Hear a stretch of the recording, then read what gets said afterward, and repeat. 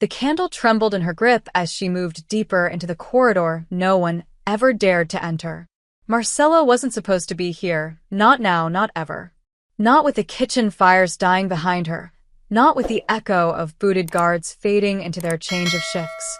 She had swept these halls for years, polished their stone floors, dusted the ancient tapestries, all while pretending she didn't feel the chill that settled in this wing like a warning. Every servant knew to avoid the northern corridor after dark. Some whispered about curses, others about ghosts, but Marcella had always known better. There were no ghosts here, only secrets. And, tonight, one of them was calling to her. She shouldn't have noticed the crack in the warded seal. Shouldn't have followed the flicker of strange, violet light beneath the heavy iron door at the corridor's end. But something ancient stirred behind it, something that had been waiting. She was just a servant, but her heart had never behaved like one. Her hand moved before her mind could stop it, fingers tracing the old sigils carved into the door's arch.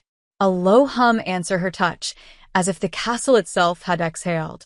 Then, a voice, not loud, not spoken, but pressed directly into her thoughts. Come. She froze. The candle hissed.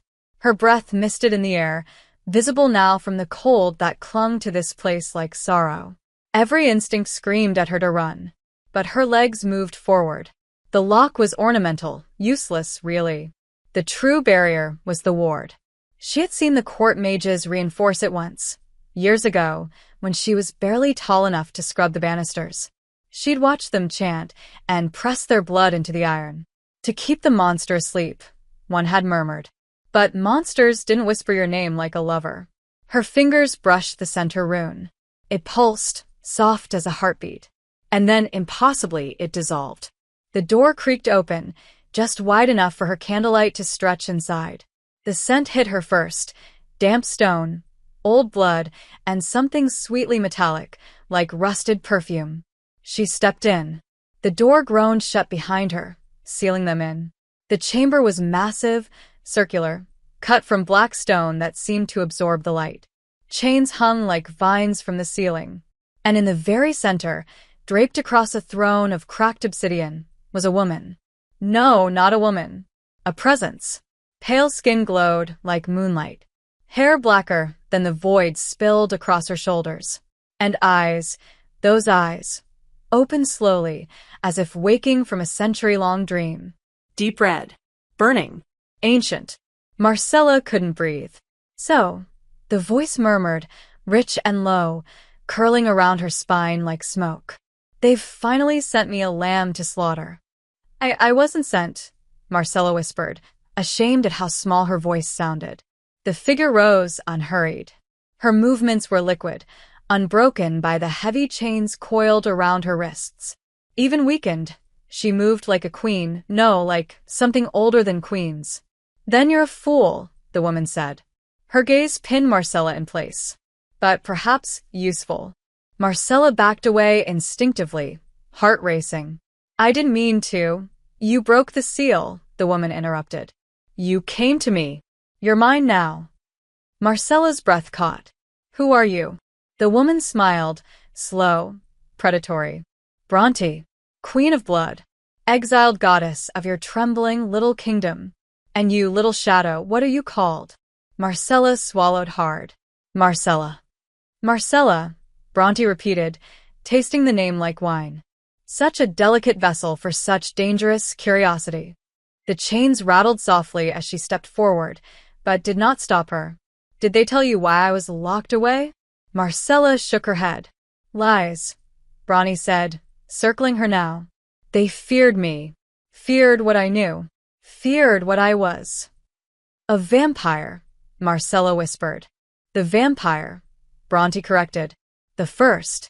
The last. The only true sovereign. But the court said you betrayed the king. The king betrayed me, she snapped, voice suddenly sharp.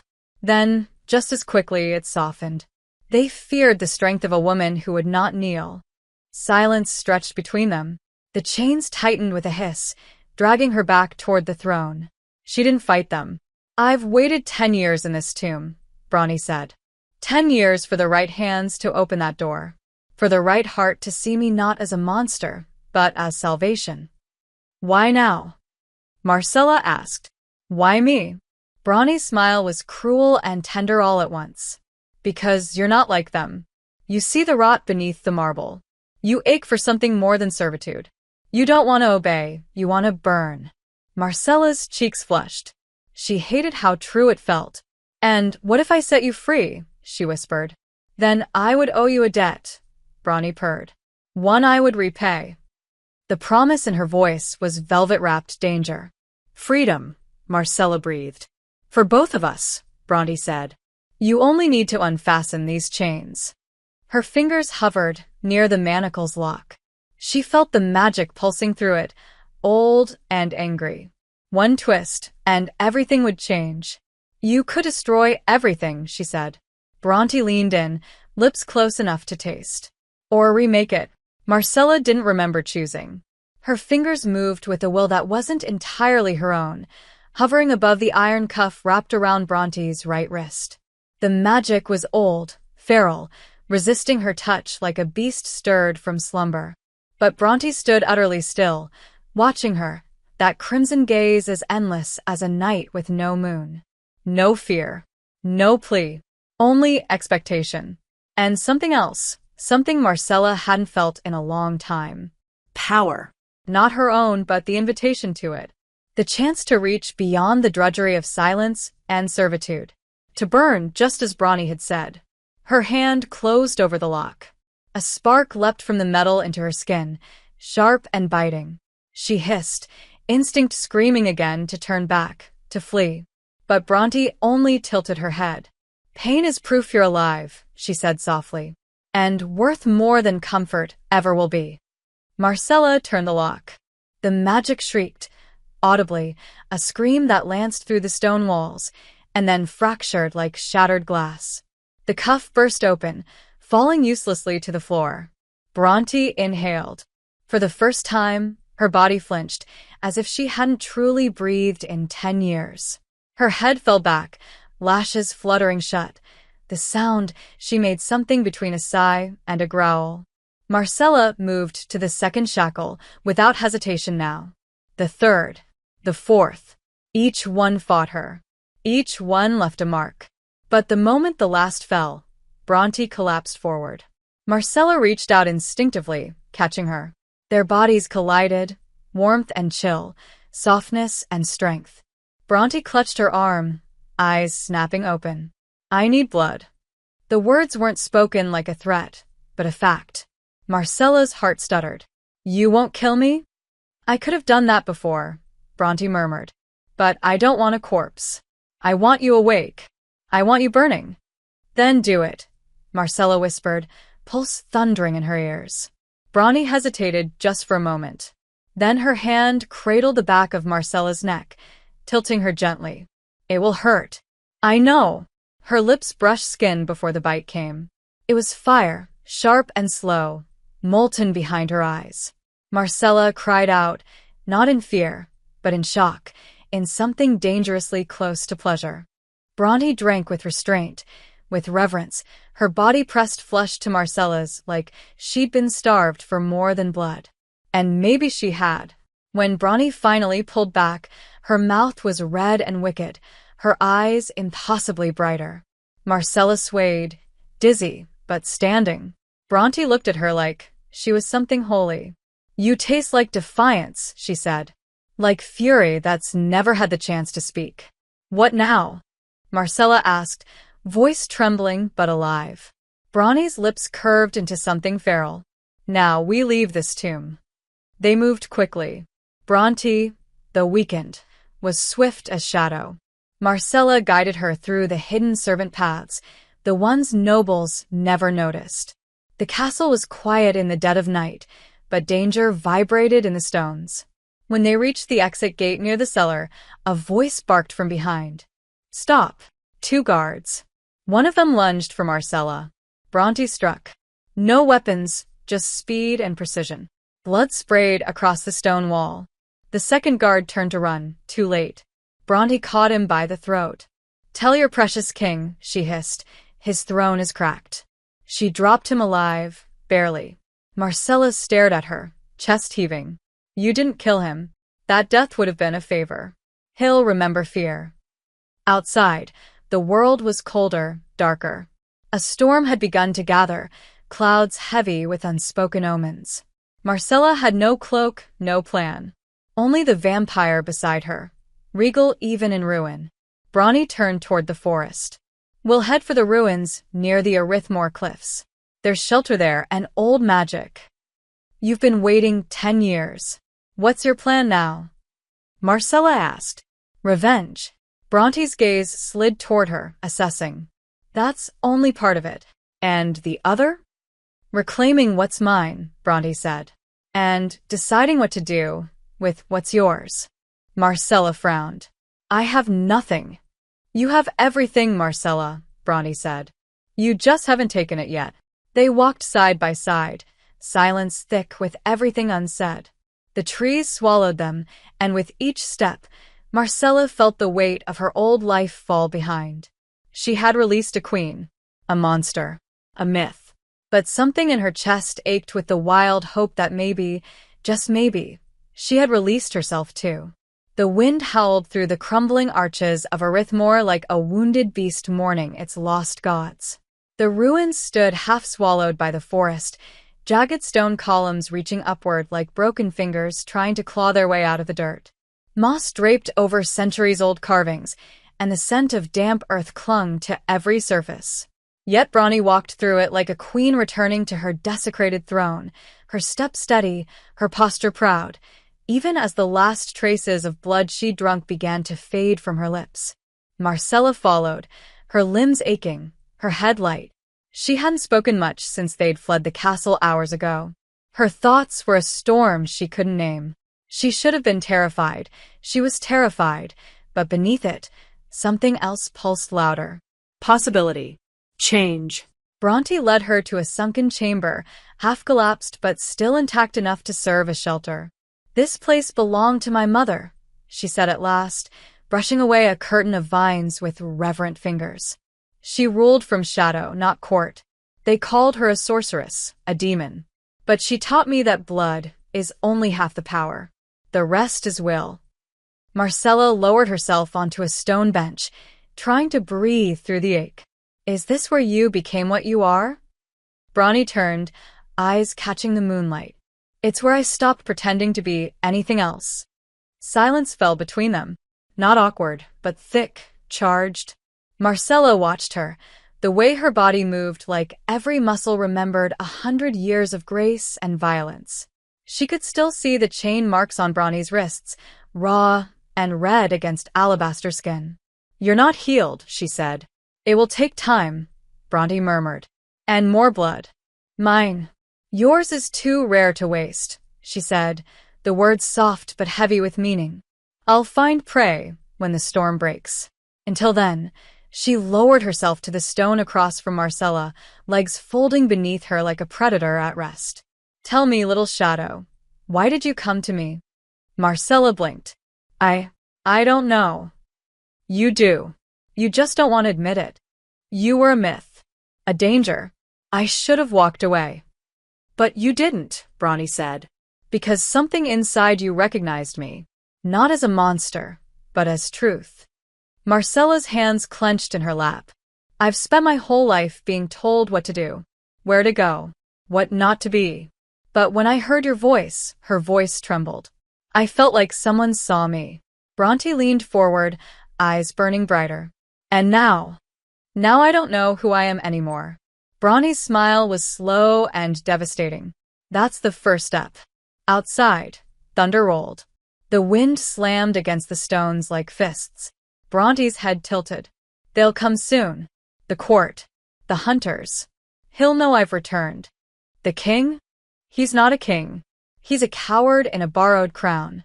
He ordered my imprisonment because I refused to marry him. He feared what he couldn't possess.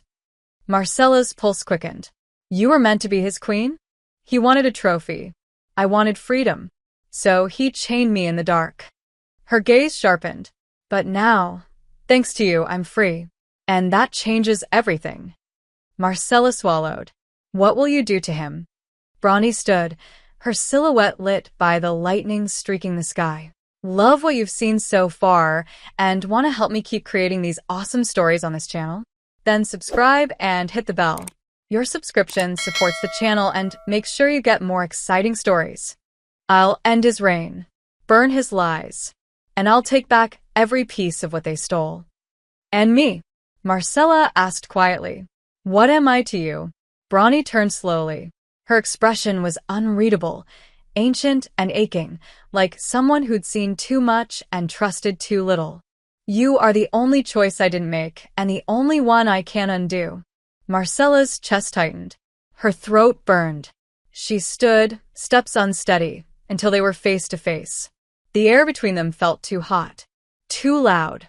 Why does it feel like something's breaking every time you look at me like that? Because you've never been looked at by someone who sees you, Bronte whispered. And it terrifies you. It should terrify me. Then why haven't you run? Marcella didn't answer. She couldn't. Bronte lifted a hand, fingers brushing Marcella's cheek, barely there. When this war begins, there will be blood, fire, death. And they will come for you, because you're beside me. I know. Then why stay? Because I've been sleepwalking my whole life. And you make me feel awake. Bronte's breath caught, just once. Then the contact deepened, her hand sliding to Marcella's jaw. Their mouths were inches apart. The moment cracked open like lightning in the dark. But before it could crash into more, a sound echoed from the edge of the ruins. Voices. Steel. Dogs. Bronte snapped back, eyes blazing. They're here. Marcella stiffened. Already. They must have followed the blood. Bronte crossed the chamber in 2 strides, yanking open a hidden trapdoor beneath a loose stone tile. Go. What about you? I'll distract them. No. I won't leave you. You will, Bronte growled, stepping close again. Because if they catch you, they'll use you to break me. Marcella shook her head, panic blooming. I didn't free you just to lose you. And you won't. I promise. She pressed something cold into Marcella's palm, a pendant, old and humming with magic. This will guide you to me. When the time is right, come back. Their eyes locked one last time. Then Bronte turned toward the rising storm, and Marcella slipped into the dark. The forest had never felt this alive.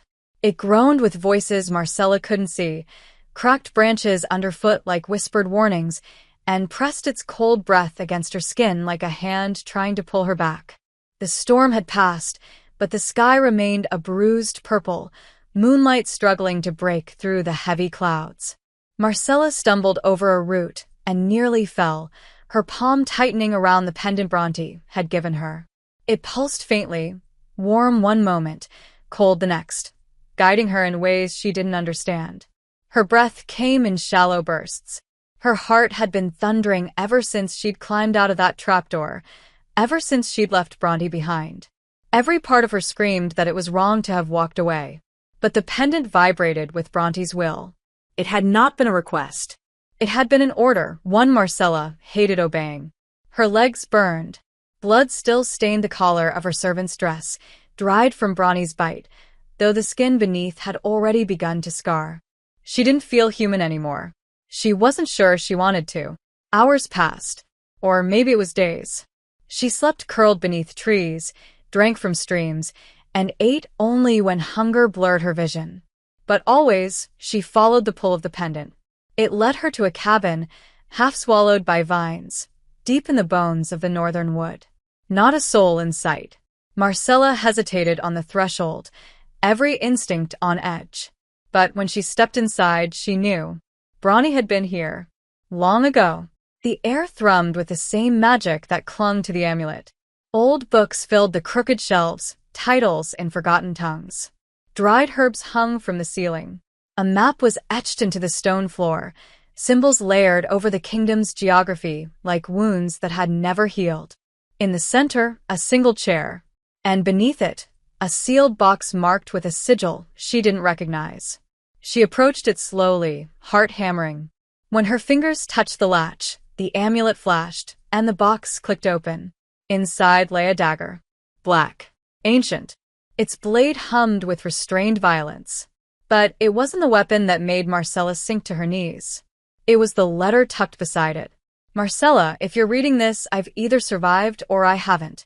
Either way, you've been chosen. The blade you now hold is not meant for defense. It's meant for reclamation.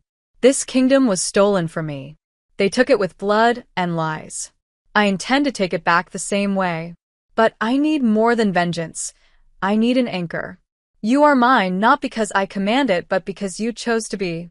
If I fall, this blade will call me back. If I rise, it will keep me from losing myself to the dark. I trust no one, except you.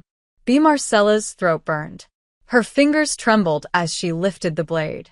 It felt like holding a promise. A future. A decision she hadn't known she'd already made. She didn't know where Bronte was now, if she was hurt, captured, or worse, but she felt her. Like an ember still glowing beneath ash. And if Bronte needed her, she would burn the world to get back to her. She stayed in the cabin for 2 nights, gathering supplies, memorizing the map, reading the notes Bronte had left scattered through the shelves. Pieces of prophecy. Records of betrayal. Names crossed out in blood. And then the pendant pulsed again. Hot this time. Urgent. Marcella woke from shallow sleep, heart racing. The blade pulsed too, alive in its sheath. Something had changed. Bronte was calling. Elsewhere, in the smoking ruins of Arithmore, blood soaked the earth. Bronte stood at the center of it all, her chest heaving, skin streaked red. The last of the hunters lay at her feet, their throats torn, their armor shattered.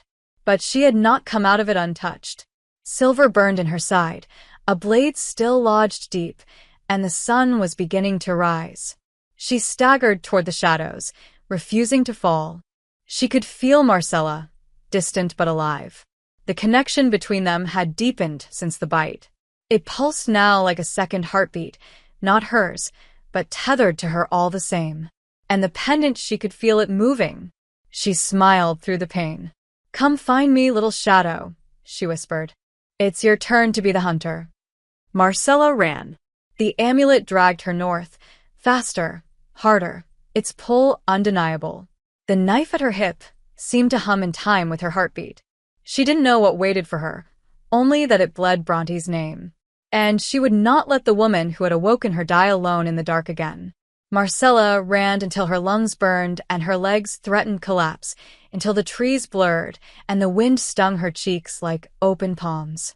The amulet seared against her chest, guiding her without mercy through thorn-choked paths and crumbling roads long forgotten by any map. She didn't stop. She couldn't. Something inside her had awakened.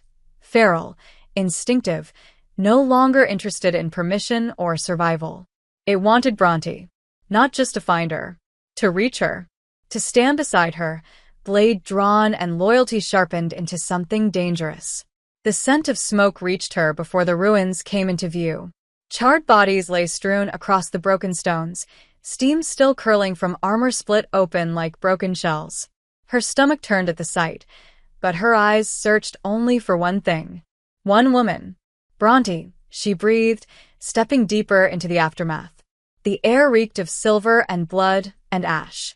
And then, near the edge of the clearing, half slumped against the shattered remains of a pillar, Marcella saw her. Bronte. Her skin was pale as bone, soaked in blood, eyes half-lidded with exhaustion but still alive. Still impossibly regal. You're late, Bronte rasped, a ghost of a smirk tugging at her lips. Marcella dropped to her knees beside her, the dagger clattering from her belt. You're bleeding, she said, voice thick with panic.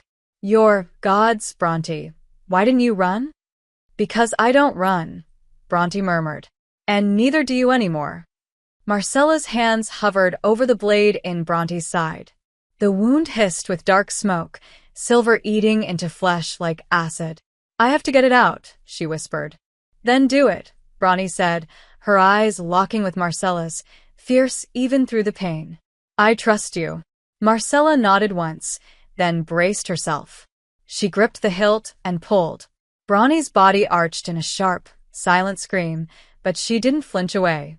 The blade slid free with a sickening sound, and blood gushed from the wound. Marcella pressed her hands to it, trembling. I don't know how to. Let me, Bronnie gasped, her fingers curling around Marcella's wrist. Her lips, bloodied and cracked, found the skin just above Marcella's pulse. One bite. Not deep. Not cruel. Just enough to draw what she needed. Marcella felt the pull again, that terrible, beautiful burn as Bronnie drank, and with it, the wound on Bronnie's side began to close, not instantly, but faster than nature should allow. When Bronte released her, her breath was steadier, her gaze clearer.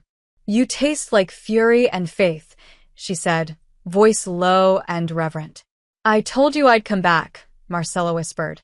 "You didn't believe me." "I wanted to," Bronnie said. "But wanting and daring are different beasts." Marcella leaned in, forehead touching Bronte's. "Then let's be beasts." For a moment, the world fell away. There was only the pulse between them, the shared breath, the heat building where their bodies touched.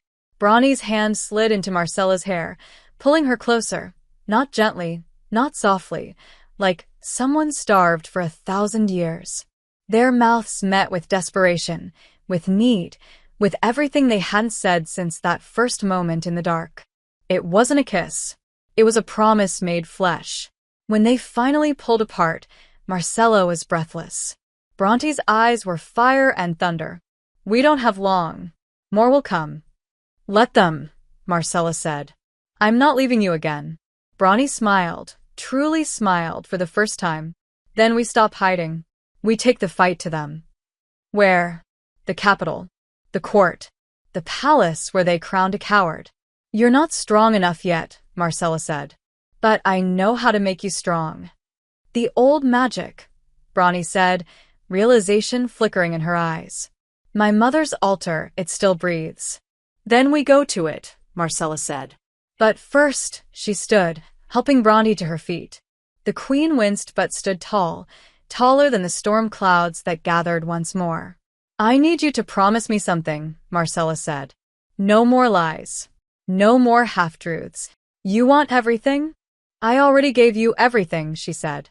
"I just want to know you won't throw it away." Bronte's expression darkened, pain and history warring in her eyes. But then she nodded. "I won't. I swear it." Marcella stepped closer again, brushing a strand of hair from Bronte's face. "Then we rewrite the story. With blood," Bronte said. "And fire," Marcella replied. They walked into the trees together, two shadows sharpened into weapons.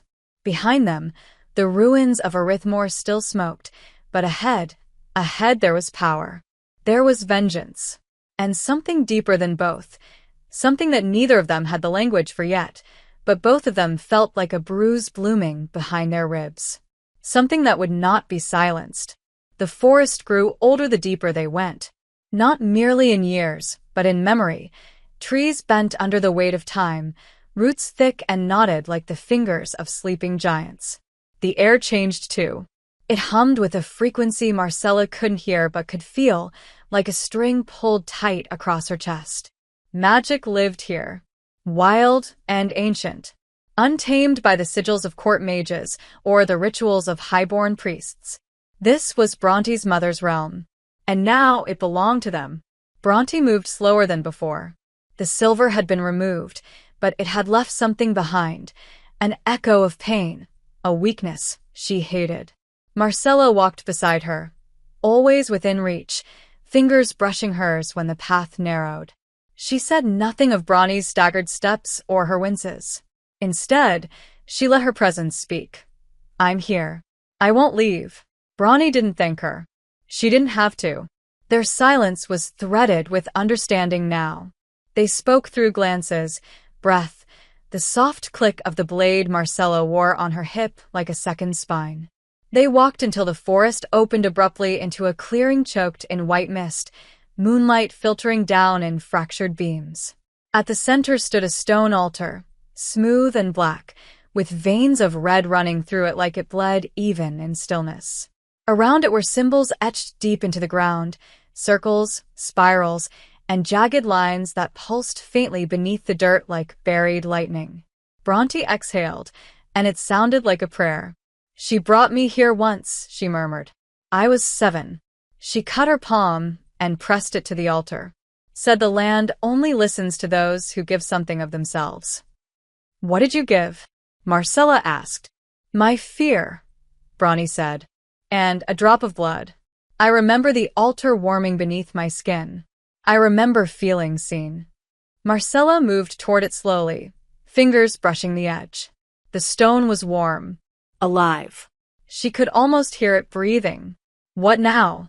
"Now we ask," Bronte said, stepping beside her. "And we bleed." Together, they pressed their palms flat to the surface. The altar responded instantly. Heat radiated upward, followed by a low hum that built into a sound like thunder trapped beneath the earth. Then Bronte unsheathed the dagger Marcella had carried and sliced across her palm with practiced ease. She handed it to Marcella, who hesitated only a heartbeat before doing the same. Blood dripped onto the stone. It hissed, then sank in. The symbols around them ignited in soft red light, one by one, until the clearing pulsed like a living heart. Marcella felt it first, something crawling beneath her skin, not painful, but deep. Her blood was moving differently, faster, like it recognized the power surrounding them and wanted to answer it. Then Bronte gasped. Her back arched. Her eyes went wide, glowing briefly with red-gold fire. The wound in her side, the one Silver had poisoned, sealed over completely. Her spine straightened. Her hair lifted slightly, as if caught in some invisible wind. "It's waking," she whispered. "All of it." "You mean the magic?" Marcella asked. "No," Bronte said, looking at her. "Me." Suddenly, the altar trembled, and from the shadows around the clearing, something stirred. Figures emerged, neither fully solid nor fully spirit. Women with hair like flame, eyes like ink, cloaks made of storm and night. Ancestors. Guardians. Echoes. One of them stepped forward and looked directly at Marcella. "You carry her future," the voice said, not a sound, but a resonance in her chest. "But what of your own? What does that mean?" Marcella asked, but the figure only extended a hand. In it lay a vial of black liquid. "One sip, and you will be bound. Not just to her. To the path ahead. No turning back. No peace. Only fire." Bronte moved toward her, slow and careful. "You don't have to drink it," she said. "You've already done more than anyone ever would." "You said I woke something," Marcella said. "But something woke in me too. I don't want to go back to silence. I want to be worthy of this fight. Of you." Bronte's jaw clenched. Her hand trembled as she reached out, touching Marcella's face. "You already are." Marcella turned to the spirit, took the vial, and drank. It was ice. Flame. Lightning down her spine. Her knees buckled, but she didn't fall. Bronte caught her, held her as she trembled, as her veins lit up with something wild and vast. When her eyes opened again, she saw the world differently. Bronte's aura burned like a solar eclipse. The altar glowed with promises, and the spirits whispered her name like it was a prophecy. "It's done," said the guardian. "She is no longer a servant. She is the blade." Then they vanished one by one, leaving silence and smoke. Marcella stood taller, her pulse steady, her voice stronger. "We go to the capital," she said, "and we burn the rot out of it." Bronte looked at her like she was seeing her for the first time. "What are you now?" "Yours," Marcella said, "and everything they fear." That night they didn't sleep. They sat by the altar's edge, watching the stars shift. Bronte leaned against Marcella's shoulder, quiet for a long time. Then she whispered, "If I lose myself in this war, will you bring me back?" "Every time," Marcella said, no hesitation. "Even if I have to drag you from the edge of hell." Bronte closed her eyes, then let them come. They arrived at the border of the capital beneath a cloak of fog, the city gates rising in the distance like jagged teeth against a bleeding sky. The kingdom had changed since Bronte last walked these roads, but the rot in the stones still smelled the same. Marcella stood beside her, cloaked in black, the dagger from the altar sheathed at her side like a secret heartbeat. She no longer moved like a servant. She moved like a storm held barely in check. The amulet pulsed softly beneath her collarbone, guiding them through hidden paths, old tunnels, and long-forgotten crypts that once housed nobles who had pledged themselves to Bronte's bloodline, before fear turned loyalty into betrayal. Their first stop was not the palace. It was the Undercity, the place where whispers began, where the forgotten huddled in the dark and clung to old stories like warmth. Bronte walked into the lantern-lit halls of the Drowned Market and said nothing. She didn't have to. The air shifted. Heads turned. And those who remembered her did not run. They bowed. One by one. Some in silence. Others with tears. "She lives," a woman gasped, clutching a child to her chest. "She's come back." "Queen of Dusk," an elder whispered. "Queen of Ruin." "Queen of Justice," Marcella said, her voice low but unshakable. The crowd parted. A man stepped forward, tall, scarred, his face a map of old battles. "We never stopped waiting," he said. "But waiting made us cowards. We let him take the throne." "You didn't let him," Bronte replied. "He stole it. I just came to collect what's mine." The man dropped to one knee. "Then we're yours again. Say the word." Bronte looked to Marcella, and something passed between them. A spark, a shared breath, the knowing that every choice they'd made had led to this moment. "The word is war," Bronte said. "And I will need more than blades. I need belief." "Then you'll have both," the man said. "But you'll need to move fast. The court's already heard rumors of your return. There's a bounty on both your heads." "Let them send every sword they own," Bronte said. "I only need one thing to win." "What's that?" "Her," she said, looking at Marcella. That night, their camp was hidden deep in the ruins of the old temple of Lyra, goddess of endings and rebirth. The walls had crumbled long ago, but the altar still stood, cracked and stained with time. Marcella sat beside a dying fire, sharpening her blade in slow, practiced strokes. Bronte watched her from the shadows, remembering the girl who had trembled in front of her chains, and seeing only the woman who had kissed her like she wanted to rewrite fate itself. "You haven't asked what's waiting inside the palace," Bronte said at last. "I figured you'd tell me when you were ready. There's someone still there. Someone who didn't betray me." "An ally?" Marcella asked. Bronte hesitated. "Once. More than that. Her name is Rena." The name hit like a stone in still water. Marcella didn't look up. "Lover."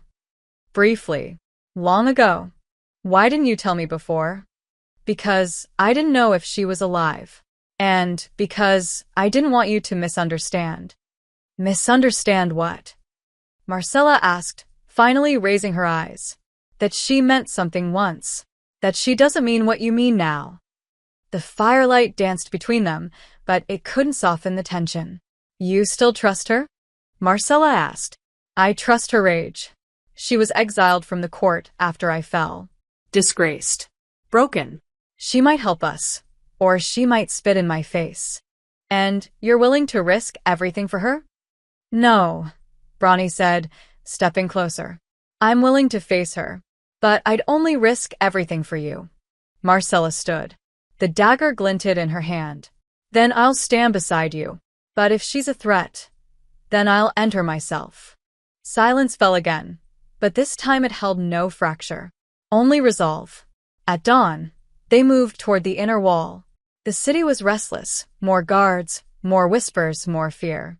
Posters with their names nailed to wooden doors. Bronte's face drawn in blood-red ink. Marcella's sketched with the word, "traitor," scrawled beneath. They reached the outer edge of the palace by midday. The walls had grown taller, the towers sharper, but Bronte knew the cracks. The passageways sealed behind illusions. She led them through a narrow corridor beneath the garden where she'd once danced with a crown of thorns. The moment they entered, the air changed. It smelled of incense and iron and deceit. Then came the voice. "You always did like dramatic entrances." Marcella turned, blade ready. A woman stood before them, silver hair braided with metal, armor like shadow molded to her frame. She looked at Bronte with something too complex for hate. Rena, Bronte said. Still alive. Barely, Rena replied. They tried to kill me for refusing to speak against you. And yet you lived. I'm very hard to bury. Her eyes slid to Marcella. This the one who woke you? Yes, Bronte said. And the one I'll burn the world for. Marcella said nothing, but her grip on the blade loosened. Rena nodded once. Then I suppose we're on the same side. For now. We need access to the throne wing, Bronte said. You'll never make it past the gate guards. But I can get you into the tower above the main hall. From there, it's blood. It was always going to be blood, Bronte said. Will you fight with us? No, Rena said. But I won't stand in your way. They parted at the spiral stairs. Bronte watched her go for a moment, unreadable. Marcella touched her hand. Are you all right? No, Bronte said. But you keep me pointed forward. They climbed the tower together, hearts beating in rhythm, steps silent as breath. At the top, they paused beneath the stone arch that led into the throne chamber. After this, Marcella whispered, there's no hiding who we are. We haven't been hiding for a long time, Bronte said. We've just been sharpening the blade. Marcella nodded, then drew hers. And with that, they stepped into the fire. They stepped into the chamber like shadows sown from war, side by side. Eyes locked forward, the cold breath of vengeance thick in their lungs.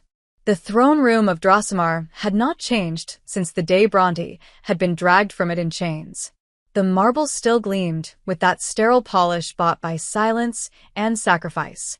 The banners still hung in cruel symmetry, white and gold, pure and clean, the colors of the man who had stolen everything. Marcella hated it on sight. But Bronte looked at the room like a ghost returned to its murder scene. Not with fear, not even with fury, but with a hunger that ran deeper than revenge. It was reclamation now. The weight of what had been taken and what would never be given back. And on the dais, lounging like a bloated leech in royal silks, sat the king. Varen, thinner than memory, his face drawn taut beneath false youth, a circlet of tarnished gold resting above his pale brows. He rose slowly when he saw her. So it's true, he said, voice oozing arrogance. The beast returns. Bronte didn't speak. She didn't need to. The king's voice cracked with a thin veneer of calm. I should have had you burned when I had the chance. You didn't have the chance, Bronte said. You had my back turned and 10 cowards holding me down. You betrayed the crown, he hissed. You refused the bond. You spat in the face of peace. I refused you, she said. Not the peace. But you never cared about peace. You only wanted obedience. And now you bring a servant girl to finish what you couldn't. His eyes flicked to Marcella. Does she even know what you did? Enough, Marcella said, stepping forward. She knows enough to fight for it. Fight. Varen laughed. Oh, my dear. You don't know what it is to fight. You think love and sacrifice will be enough? You think loyalty is a blade sharp enough to gut a kingdom? No, Marcella said. But I think truth is. The king snapped his fingers. Doors slammed open. Guards poured in, flanking the throne, blades drawn, armor clattering like thunder. Marcella's heart pounded, but she didn't step back. She turned to Bronte instead. Ready. Always. Bronte moved like a spell being cast, one fluid blur of motion. She struck the first guard before he could lift his sword, tearing through him with claws and fang, her power full now, unshackled, gleaming in every precise movement. Marcella followed, blade flashing in her hand, not with the elegance of Bronte's centuries of battle, but with a fire that made up for every year she had been overlooked. She was rage honed into focus, devotion sharpened to lethal clarity. They fought as one, two forces too tightly wound to unravel, cutting through the king's men like wind through dry grass. But they were many, and the tide turned.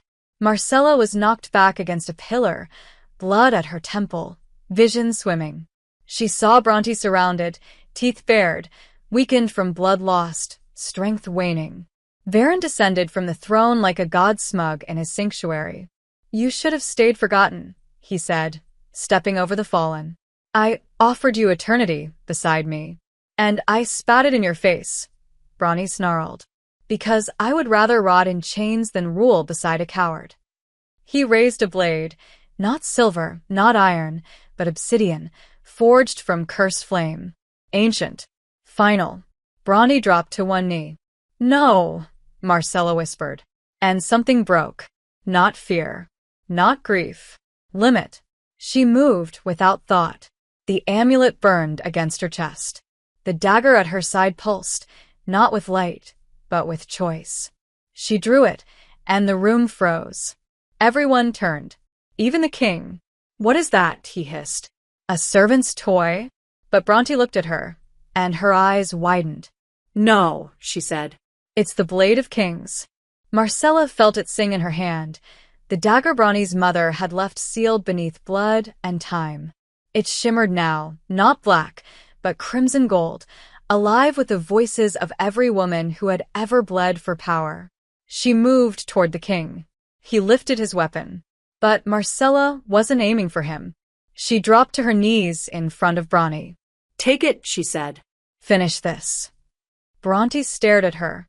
"You would give me this? You don't even know what it does." "I don't care what it does," Marcella said, voice shaking.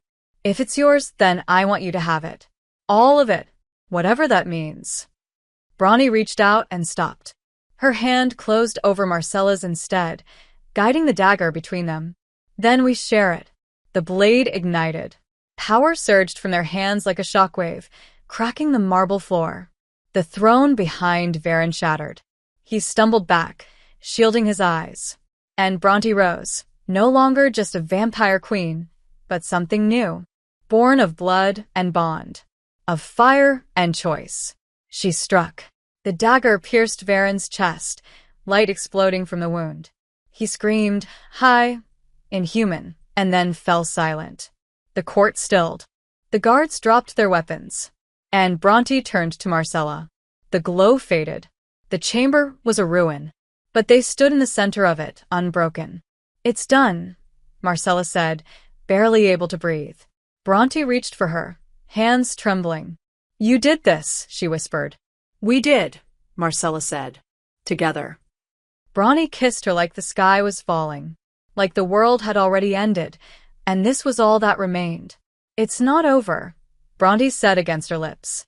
"There will be more who resist." "Then let them try," Marcella murmured.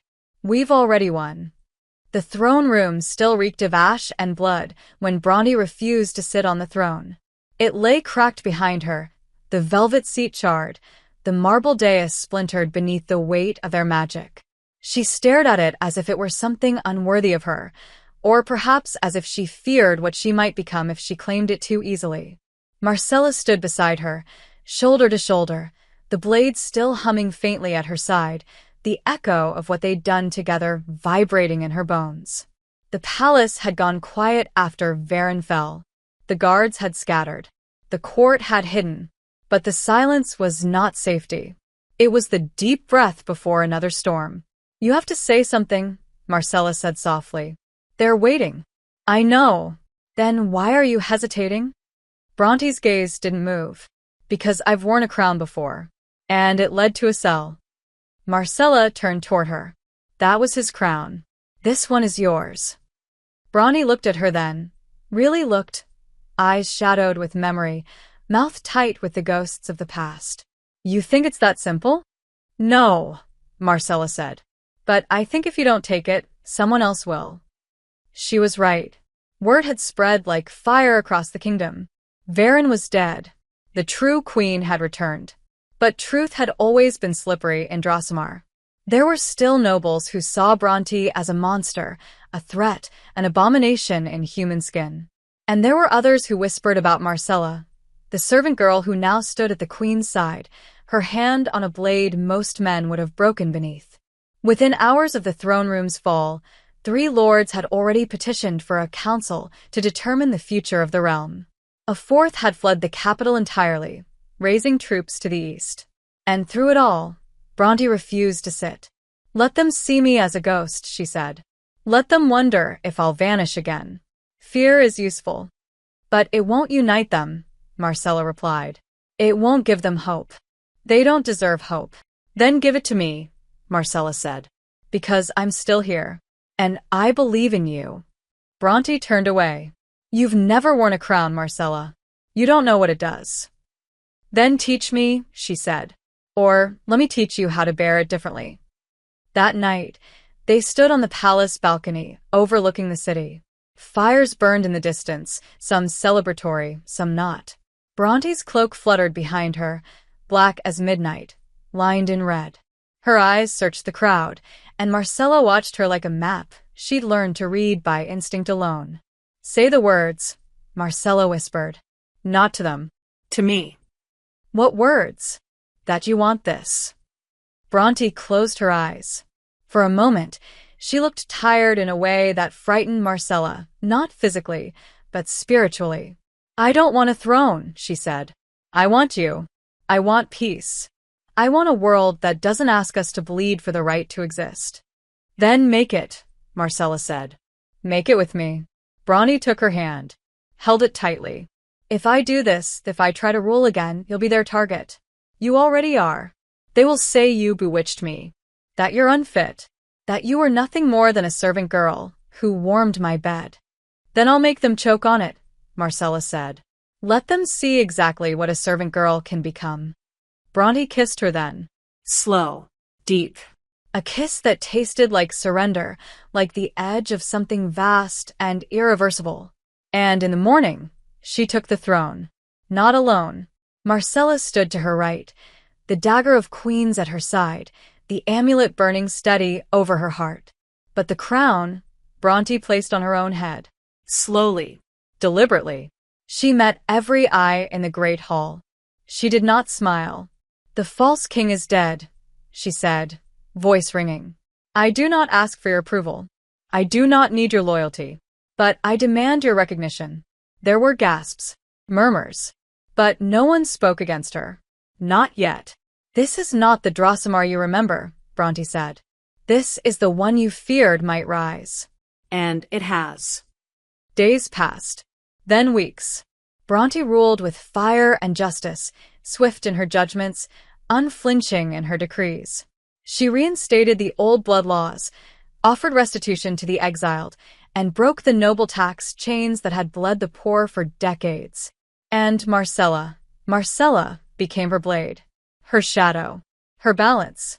They whispered her name in court now, with the same mixture of awe and contempt once reserved for Bronte herself. But not everyone bowed. Rebellion sparked in the north. Nobles plotted behind gilded doors. And one evening, while Bronte was reading missives in the old war room, Marcella stepped inside with her jaw clenched. "You're shutting me out." Bronte didn't look up. "I'm protecting you." "No," Marcella said. "You're protecting yourself from what happens if I get hurt." Bronte finally met her eyes. "You are the only thing in this kingdom I didn't fight to have. You came to me. You freed me. Everything else is built on you. If I lose you, I lose me." "Then don't lose me," Marcella said, stepping closer. "Let me in. Let me fight beside you." "You are not my weapon," Bronte said, voice trembling. "You're my heart. Then stop using me like a shield." Silence. Bronte reached for her, touched her face. "You changed me. You made me believe I could rule without becoming what I hate. Then trust me not to let you fall. Even if I do. Especially if you do." That night, they didn't speak again. But they didn't need to. Their bodies said what their words could not, pressed together beneath the velvet canopy of Bronte's chambers, breath shared in gasps and moans, fingers memorizing skin like scripture. It wasn't desperation anymore. It was devotion. The kind that rewrote bones and blood. The kind that couldn't be undone. But as dawn crept across the sky, a raven landed on the windowsill. A sealed message bound to its leg. Marcella read it first, then passed it silently to Bronte. It was from Rena. One sentence. One threat. "He isn't dead." They rode into the dusk like myths reborn, Bronte draped in armor the color of stormlight, Marcella at her side in leathers stitched with symbols of the old blood. Behind them, a procession of shadows and fire, soldiers sworn not by fear, but by choice, allies from forgotten provinces who had once whispered Bronte's name like prayer, outcasts and magic bearers, and those who had nothing left to lose, but everything left to fight for. The message from Rena had been clear. Varen still lived. A false death. A trick born of dark alchemy and stolen gods. He had disappeared into the northern marshlands, regrown his army in silence, and now he marched south, hungry to take back the throne and crush the woman who had dared to rise without him. I should have burned him to ash, Bronte muttered as they approached the field where the battle would begin. I should have torn his heart from his chest. Then do it now, Marcella said, her voice calm, fierce. We don't run from our mistakes. We end them. Bronte turned her gaze to her. If I fall, don't, Marcella said. We don't speak of falling. Not today. The battlefield was a graveyard waiting to happen.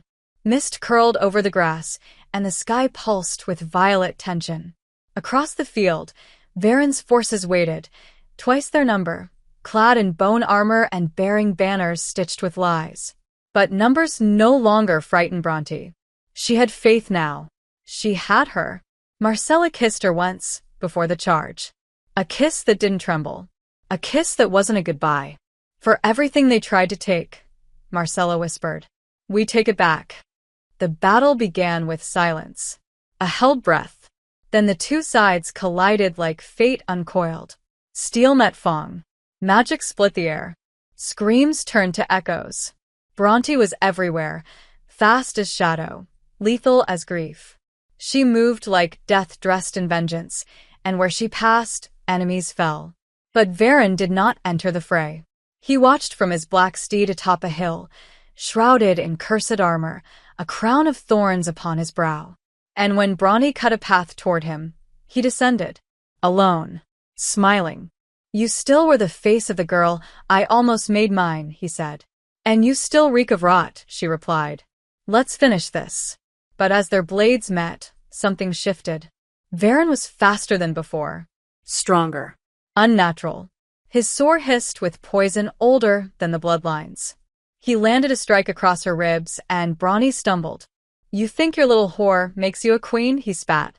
You think love makes you strong? No. Bronte growled, eyes flashing. She does.